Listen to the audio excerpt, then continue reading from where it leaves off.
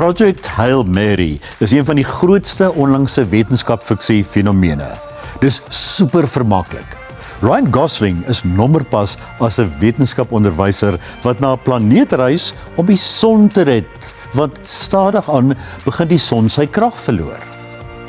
Die spesiale effekte in Project Hail Mary is so uitmuntend, dit voel of jy werklik daar is.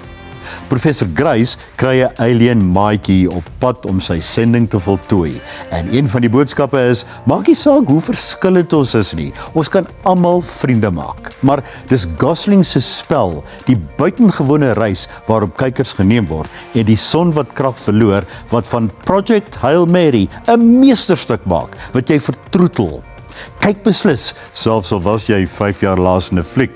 Dis 'n topfilm wat jou hart sal vermurwe, nou in teaters. Die ryk, verveelde gepamperlangdes van New York se lewens word omvergewerp na 'n vliegongeluk waarin die patriarg van die familie sterf.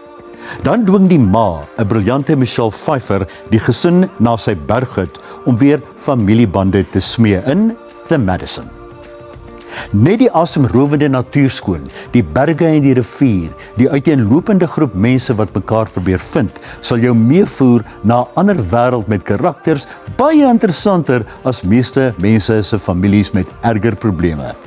Die wyse waarop hulle klaarkom sonder geriewe in die wildernis, romanse en gesinsbande wat versterk word, maak The Madison deur Yellowstone se skrywer Taylor Sheridan die beste televisie van die week.